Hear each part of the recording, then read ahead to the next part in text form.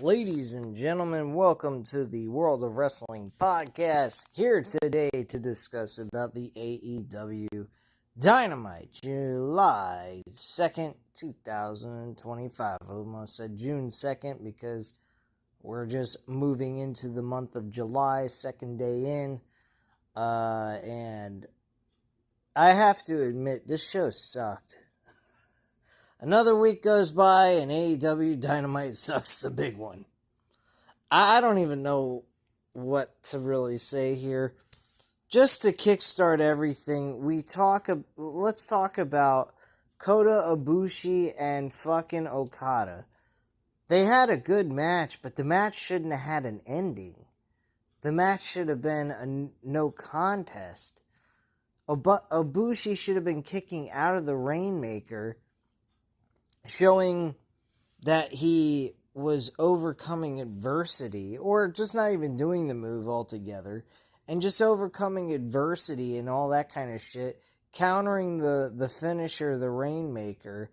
And this leads to Okada getting pissed off and just beating the shit out of him with the Don Callis family, and the match just ends up being a disqualification. And then you have Kenny Omega come out. This is protecting Ibushi's record, he just came to AEW. I don't see why you would want to have him suffer a loss within the second or third match of his run in AEW. I think that's absolutely asinine. Now, if Okada was facing someone else who's been on the roster for a while and, like, you know, Mark Briscoe, or fucking,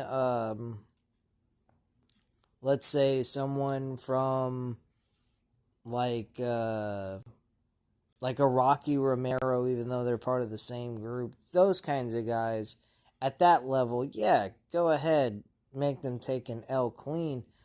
But we're talking about Ibushi, man. Ibushi was one of the top guys in New Japan Pro Wrestling, along with Tanahashi and Okada and Kenny Omega. I mean, Ibushi was a former world champion in New Japan Pro Wrestling. Now, granted, everyone will probably tell me, well, that's New Japan Pro Wrestling. Who gives a shit? This is AEW. The point is the fact that he was established in New Japan Pro Wrestling.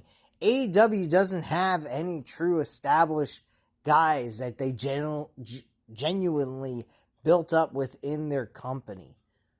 Let's go over the list of guys, shall we? Orange Cassidy, good wrestler, entertaining, but never has won the big one. He's always been kept below the world title. Now, granted, there's always the opportunity of them bringing him back and doing that. I don't see Orange Cassidy ever winning that fucking belt. We then have Darby Allin, top prospect guy that's really good in the ring. Highly liked by Tony Khan. Fans love him. The only problem with him is like Orange Cassidy. Small, is thinner. He doesn't have no meat on him. He's not like thick, or looks like an intimidating guy that looks like he could handle carrying a championship for a full year if they wanted to book him in that sense and make it look believable. So those are your issues right there. MJF, they built him up, but he was a made man before he came to AEW. He was killing it, and he just is a naturally gifted wrestler. He knows the business better than anyone else. I've never seen anyone pick up on it as much as him outside of a guy like Kurt Angle and Brock Lesnar. But they were amateur wrestlers before they came into the business. MJF is purely just a guy who loved pro wrestling growing up as a kid and became a pro wrestler on his own. He never had an amateur wrestling background. He just is naturally good at what he does. I think LA Knight's a very, very much similar to him. I would love, if there was any way possible, to see those two guys wrestle and cut promos with each other. I think it would be fucking astounding how amazing those two would do together, just cutting each other down verbally. I'd fucking love that shit. I'm pretty sure MJF will have that opportunity if LA Knight's still there when he decides to shoot over to WWE, because that's probably going to happen eventually, because I don't see any progression for MJF at this point with this company, because they are not building legitimate stars on this company or in this company at all. They're just hounding the shit out of other promotions, grabbing everything they can out of New Japan Pro Wrestling, and New Japan Pro Wrestling will probably be out of business at some point, and WWE will buy them out, and that'll be it, because I think WWE would bid for the higher price than AEW would be able to do. Just my opinion.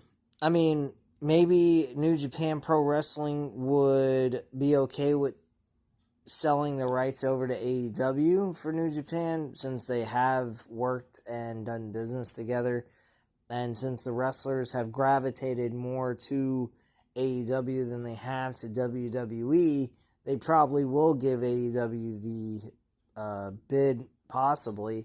I'm not sure, but then again, I mean, you had The Rock go on a YouTube video or a short video showing off that he's wearing a New Japan Pro Wrestling t-shirt.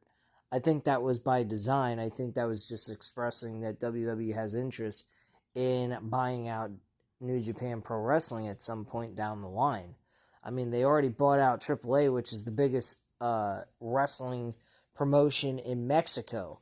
So if they're doing that with them, I can imagine they probably have a shot at doing that with New Japan Pro Wrestling.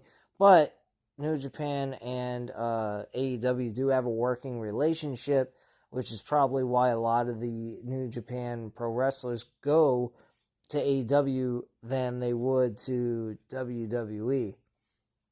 So that's just my thoughts on that. But personally, I think the main event was a decent match, but the ending, I think, was the inappropriate ending. I don't think Ibushi should have suffered an L here. This should have been a disqualification or called out as a no contest.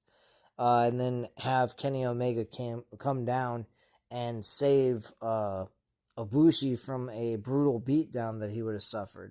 Which is exactly what they did. That was the one, that and the match was good. It's just the ending I disapprove. I don't think that was the right move. But thankfully they did the right thing by have Kenny Omega show up and actually do something. And give us one last episode, hurrah, to go home with this. The rest of this show was an absolute fucking waste of time. MJF ended up winning his match, thankfully, in a fatal 4-way. Give me 1 second here.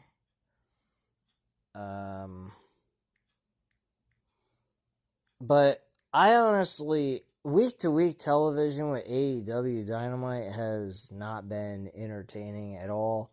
I think their pay-per-views at times are good. They're well worth the time sitting there and watching them. But as week-to-week television goes, I really dread sitting through this shit. I really do. I cannot stand sitting through these week-to-week televised shows, because they don't feel like storyline builders. They don't help hype up the pay-per-views. They're just there.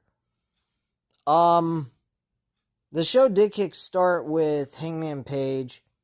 He talked about how he was going to do everything in his power to win the AEW title. He's going to have to kill him to do it. And Moxley comes out with Marina Shafir. They head through the crowd and make their way towards the ringside area. Crowd shows a hot but mixed response to Moxley as he arrives at ringside now, calling for a microphone from Shafir before stepping through the ropes. So he says that All In, Page wants to put all the chips on the table, his health, his life, all on the line for the AEW Championship in a Texas death match. I mean, didn't they have a Texas death match once before? In their mini rivalry back when AEW was still good, actually? Mox says Page doesn't want that, even if he thinks he does. At All In, Page is going to lose because he doesn't actually want to win the title. This is taking shots at the Double or Nothing match where the situation was that Will Ospreay and Hangman Page were supposed to decide who should get the W to face Moxley, and he chose they couldn't decide, so Moxley made the choice of Hangman Page. I think Moxley made the right decision here, as long as he's willing to put over Hangman Page in this situation, because he was the original of AEW along with Jon Moxley. Jon Moxley was an original AEW wrestler. I mean, granted, he didn't come in as, during the press conference for the first ever Double or Nothing pay-per-view, but he did show up at their very first event and made his appearance well known to people that he's now an AEW wrestler. So, with that being said, I mean, honestly, Jon Moxley is an original. He probably wanted to face an original guy to take the title off of him. If there was going to be anyone to take the title off of him, it was going to be him. And I hope that's the decision they're going with.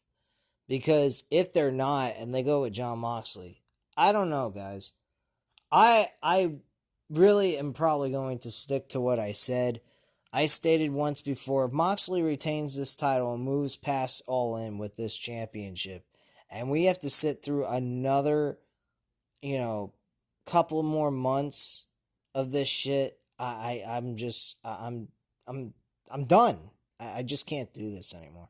Literally, just watching the show is just mind-numbingly dumb. I pay more attention to my phone than I do the television show. It really is that bad. And it's not even it's not super terrible or anything. It's just it's more along the lines it's just there. It doesn't have no meaning, a purpose. It's just there for whatever reason. If you find entertainment out of it, good for you. If you don't, well, then you're just wasting your time and you just have background noise with your television set. That's basically all it is background noise. And maybe some minor things here and there will show up on the show, and that's it. Personally, the only thing I'm really interested in is their pay-per-views, because their pay-per-views are fun to sit through. They do very good wrestling events. And that's what they're good at, the wrestling. Telling a story, they're fucking horrible at. They cannot tell a story to save their life. I don't know what Tony Khan is doing. Tony Khan needs to start building stories. You can't have week-to-week televised shows with no story and just random wrestling matches thrown together. That's all we get now from this company. We used to get stories. Now we're getting 2 or 3 important stories they want to tell, and the rest of the show is just non-stop wrestling. You don't do that. What did we get here tonight? That was actual story. I've had a couple of people come on the comments in these videos for AEW and say I'm an asshole for shitting on AEW. I don't care. I love AEW. That's why I sit through this bullshit and continue to deal with this. But I'm not going to lie and tell you all I enjoyed the show when I really didn't. I can't do it. It's not being genuine to you guys. I'm not being real with you. I'm being a phony just to kiss the ass of AEW. What am I getting out of it? A boring television show that I compliment them on? I'm not going to compliment them with a boring show. I want them to produce a show that's going to convince me to put my phone down, to look at the screen and see what's going on because it's worth watching. I go ahead and I watch the AEW Dynamite shows on HBO Max. The very beginning, I've started that recently. I'm watching the old stuff from 2019, and I'm looking at it and I'm going, this is the shit that I want to see on Dynamite every fucking night. Why can't they produce the same exact thing they produced back when they first started? What is so fucking difficult? If Tony Khan is struggling to create story, then hire someone that can do it. That is what's going to build his ratings back up to where they were when he first started. Granted, even though he was telling good stories with whomever, I believe it was Cody Rhodes, if he's not doing that, but even when let me rephrase that. Let me go back. When they did have good storytelling, their ratings were between 800,000 to 1 million views a week. That's not terrible. In this day and age, with people watching television and whatnot, and people kind of going away from cable and so forth, it's getting to the point where people are now just trying to stream it on demand when they have the free time to go do it, because they don't see the point of watching it live. It's not necessary. It's not like a real sport. As long as they stay away from YouTube and the spoilers on the matches that took place, they can always go back and watch it without having to worry about missing out. I mean, shit, I could do the same thing, but I'd rather just get the show on the road, get done with it, do the review, and be done with it. Raw, I watched. I'm going to tell you guys right now. I did watch Raw this past Monday, but unfortunately something happened yesterday. I usually upload a video on Monday Night Raw reviews. Unfortunately, something occurred that prevented me from doing that life-wise, so I do apologize. I also was going to do a UFC 317 review on that, kind of giving you guys the breakdown of how I thought each and every fighter fought in their fight, actually, and kind of, go over everything with you guys, what happened as result-wise. And unfortunately, I was unable to do any of that, so I do apologize to you guys, especially to the UFC fans that come on here to watch UFC content on here. And I do apologize for people that like to tune in for the Monday Night Raw episodes. So, I don't know anymore about AEW, though. AEW is a fun pay-per-view type of thing to sit back and watch. Paying $49.99 every month? No, I'm not doing that. Ain't fucking happening. Not around here. I'd rather spend $69.99 on a UFC pay-per-view than this shit. But to kick back, watch, and whatnot, if the pay-per-view turned out to be good, I'd go ahead and purchase the event on a hard copy when it comes available on AEW Shop. I've just recently done that with a couple of the 2024 events that I enjoyed watching and had them delivered through the mail. So, I mean, I enjoy AEW's wrestling. Their wrestling is fine. It's just the stories have nothing. There's nothing going on. Truthfully. A lot of it's just filler shit. But, yeah, Moxley went ahead, granted him the match for the All-In pay-per-view. So that will be a no disqualification. So, yeah. Texas Deathmatch, I should say. But, yeah, that is what's going down here at the All-In pay-per-view. We're getting a Texas Deathmatch, which is fine. I'm sure we're going to see all kinds of people arriving.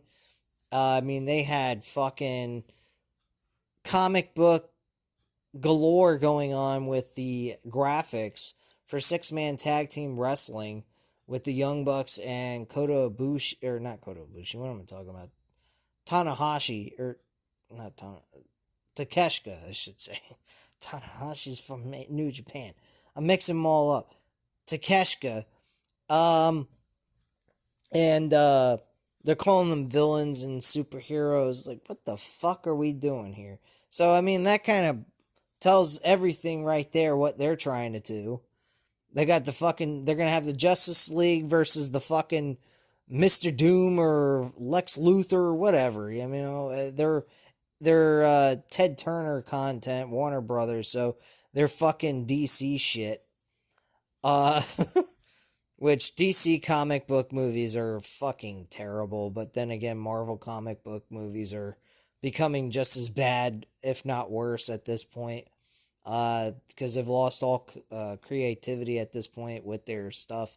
And for good reason. I mean, pretty much everything past Infinity War was pretty much told. That's it. It's done. All of it's just excess bullshit, just milking the shit out of the fucking franchise. But anyway, he goes ahead, he gets attacked, gets help from Samoa Joe and his group.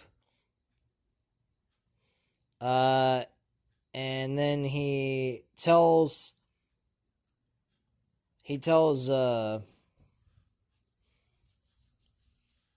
John Moxley, I'm sorry, I'm having a brain fart because I'm just exhausted and tired. It's been a long fucking day for me. But John Moxley, he tells John Moxley, he says, you think I don't have the guts to do everything it takes?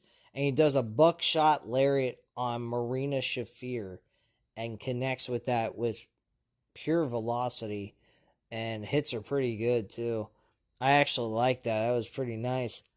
Not that I condone men hitting women, but Marina Shafir kind of steps into things that she don't belong, and she was slapping him multiple times in the face. During the promo, though, John Moxley, for the first time ever, was being told, shut the fuck up by the fans. I never heard fans tell John Moxley to shut up in a promo before. But I think the fans are truly getting fed up of him. Genuinely. That wasn't just them saying shut the fuck up because he's playing the villain. They were telling John Moxley to shut the fuck up because they're tired of his fucking promo work. They're tired of his story that he's trying to tell that has no story whatsoever, to be honest with you guys. I mean, it literally is just an utter... It's like a fucking wad of salad words. Just a bunch of diarrhea coming out of his mouth, going nowhere. That's all it is. It means absolutely freaking nothing. It's garbage. And that's all I have to say about that. So yeah, we're getting a Texas death match at All In for the World Championship. Expect a lot of interferences. We may see Bryan Danielson show up, so on and so forth. So it should be interesting match. I'm picking Hangman Page. I think they're going to do the right thing. They're going to give him the title, and we're going to move past this Death Riders crap. Anyway, commentary hypes up what went down before heading to a video with timeless Tony Storm and one of the stars of the upcoming Superman film. They discuss nicknames for Rachel before we head back to ringside where Tony Storm makes her entrance, going to commentary for our opening contest. We have Mercedes Moné defending the TBS Women's Championship against Mina Shirakawa. I believe is how you pronounce her last name. So if I'm not pronouncing it correctly, I apologize. But Mercedes Moné ends up winning and retaining her championship by a roll-up for the 1, 2, 3, and that's how she gets the win. She actually does not win by her finisher, surprisingly enough. Then she starts beating up Mina some more to celebrate before escaping the ring. When Storm goes after her, she grabs some champagne from ringside, spilling it on Luther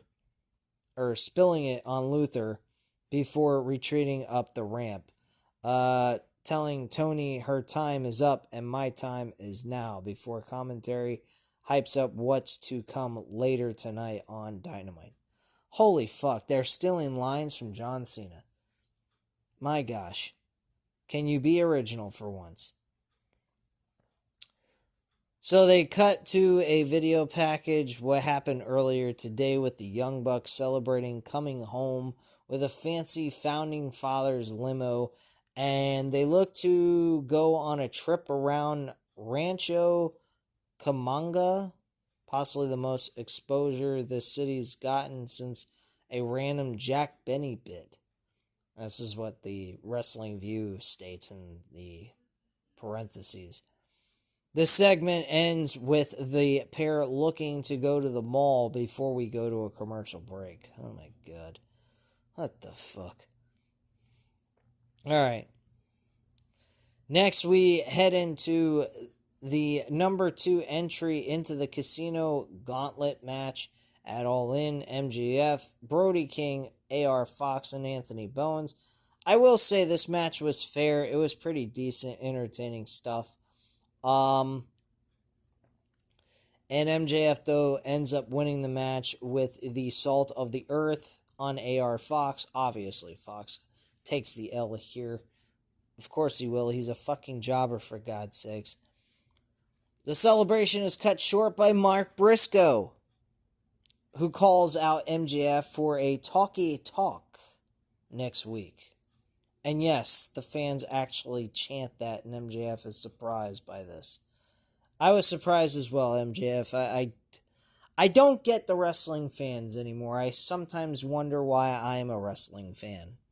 Because some of these people make me ashamed of myself.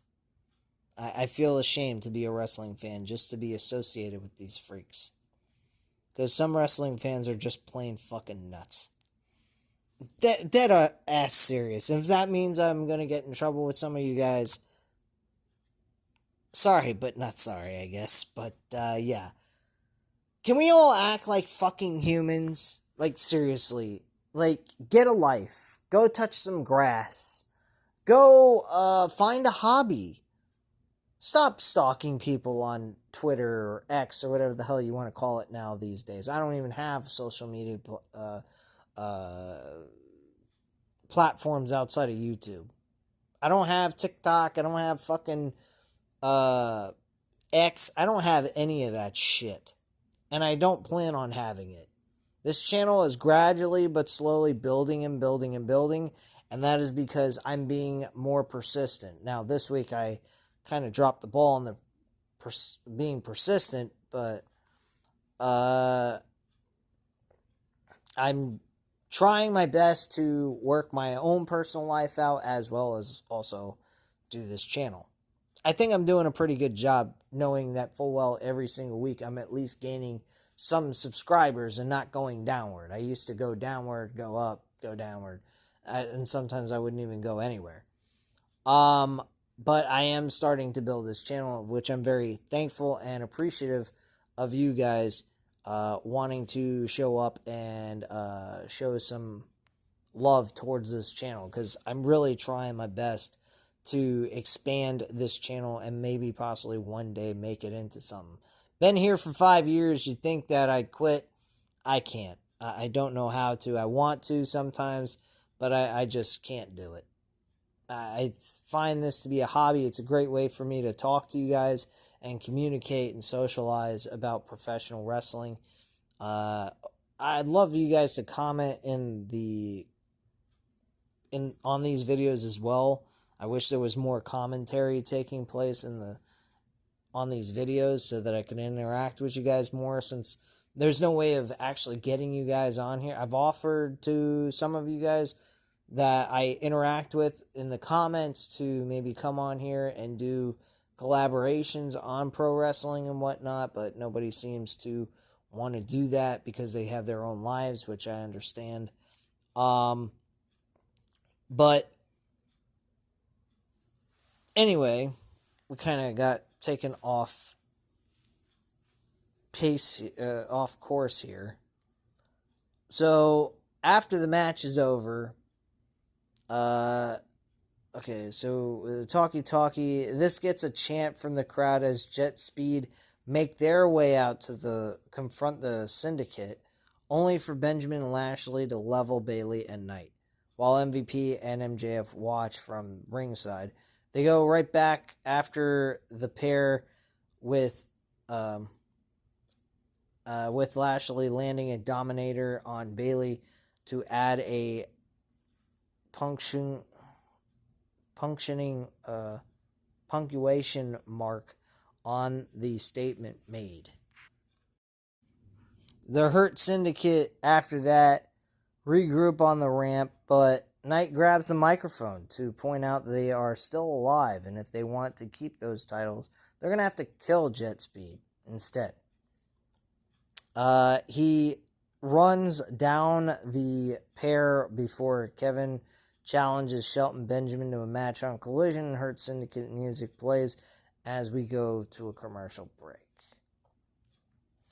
So they beat the shit out of them multiple times, more than twice actually. And this led to them stating that you're going to have to kill us. I think that will be obliged. I think they'll accommodate them with that response, and they will do what they have to do to retain the tag team titles. And if they have to upgrade from the Hurt Syndicate to the Killing Syndicate, then so be it, they will. I'm very certain they're very capable of doing that to these two chumps. This is a fucking joke match. If you are to bet online for these matches for All In, this is the one match you are not going to be able to bet on because the odds are going to be outrageous. And supposedly so, they should be. I mean, these odds are going to be like a minus 3,000 for the Hurt Syndicate and like a plus 900 for the fucking Jet Speed or whatever the fuck they want to call themselves. This is not going to be a match that you're going to be able to bet on at all. You're not going to be able to bet on the underdog, and you're sure as hell not going to be able to bet on the favorite unless you have at least maximum $300 to at least win $10.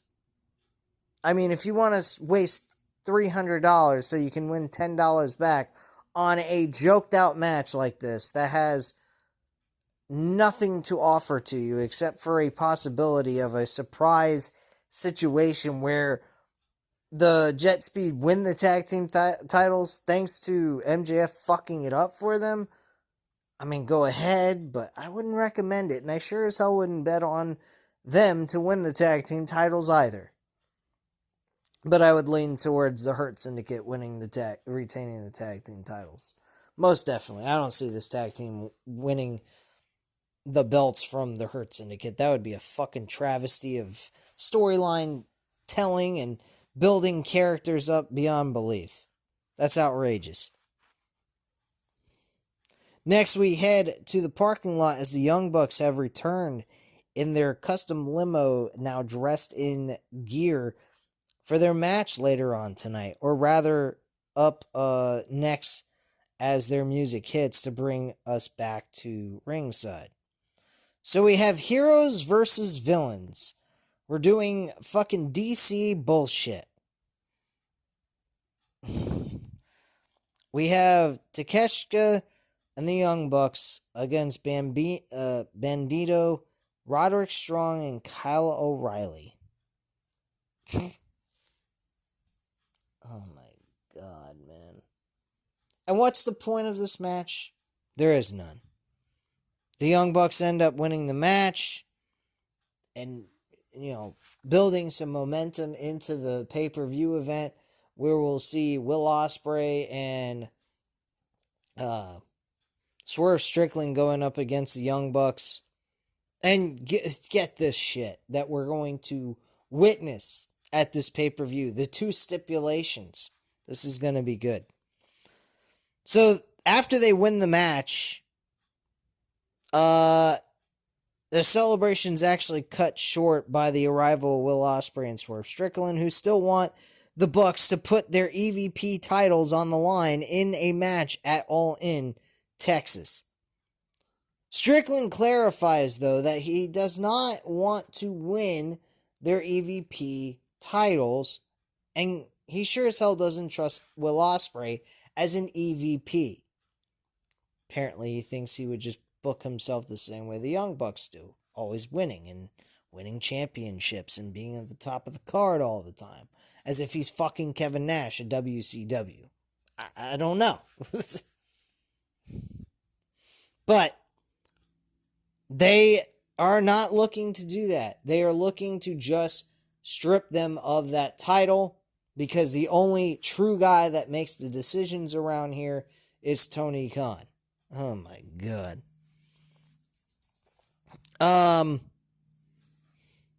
So the Young Bucks, Matt Jackson and Nick, they both think about it and they're like, what are we gaining from this? If we're putting our EVP titles on the line, where we could end up no longer being the EVPs of AEW, you strip that of us. But if we win, what do we get? What are we getting out of this? What kind of situation is this? This is just a one-sided load of bullshit. So their attitude was, nah, we're not taking the match. It's worthless to us. It doesn't mean a damn thing. Why are we going to put our titles on the line as EVPs when you're not putting anything on the line on your end? So Will Ospreay came up with a solution to the problem. And the solution to the problem, even if I was the Young Bucks, I wouldn't have accepted this. Honestly, I wouldn't have accepted this. And I'll explain why. The counter proposal was the EVP titles are on the line, but if the Young Bucks end up beating Swerve and Will Ospreay, that both of them will no longer be able to challenge for the World Championship for a full year. What? Oh my god. Now, before I even get into why I think this is stupid on the Young Bucks' part, I will say this. It does leave a little bit of unpredictability. I will admit that. We could, with this stipulation, we could see the Young Bucks actually win this match. This is a match that I was thinking about betting on, but after this stipulation, I don't know. I mean, I might throw a stab at it, say Swerve and Will Ospreay win this match, because I could not see these two not being able to actually challenge for the titles for a full year. That to me would just be absolutely fucking ridiculous. But I'll just say this. I will go with Will Ospreay and Swerve Strickland winning this match, even though they could possibly, not have the right to challenge for the world title for 1 year. But even if I was the Young Bucks and I was doing that, I'd be like, here's another counter offer. How about this? If you don't beat us, you no longer work for this company. That's where I would have went with this. But from a perspective as a viewer, this would have been very predictable. Of course, Will Ospreay and Swerve Strickland would have won this match. It would have been an easy prediction to make. So, it's not like, you're going ahead and,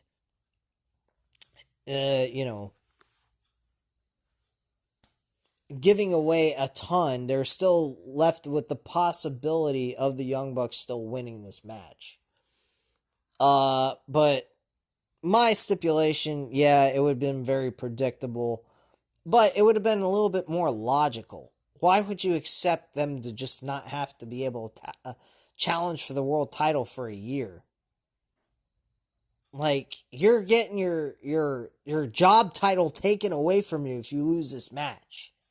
You no longer have that position to book matches and call your own shots and do whatever you want to do on your show that you help create. This is just, logically it's stupid, but as a predicting the match and being very predictable, there's still room for a possibility of the Young Bucks winning the match. I'm gonna say that. So, I mean, I don't know how to look at it. Let me know what you guys think in the comments down below. But logically, I think this was absolutely stupid for them to accept this kind of counter offer as another stipulation in the match that gives them reasoning behind why they should get involved in this match. Swerve Strickland did not like the offer Will Ospreay threw out there. And, of course, Matt and Nick Jackson took the offer. since they're finally getting something out of the whole situation. And they gave Swerve some time to think about it. Swerve thought about it for a few minutes, and he said, "Nah, I'm taking the match. We're doing it." But he didn't like the fact that Will Ospreay came out of nowhere and threw that stipulation out there for them never to be able to get a world title for a whole year. So it kind of left a little bit of tension between the two. So we get another heroes versus villains match with Will Ospreay and Swerve Strickland now teaming together against Beast Mortos and Drolasico. Holy fuck. This shit sucks. Of course, Will Ospreay and Swerve Strickland win with the Styles Clash and then the house call for the pin and the win. Goody.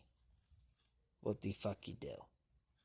And then last but not least was the main event for Kota Ibushi and Okada to go one-on-one. Okada won clean.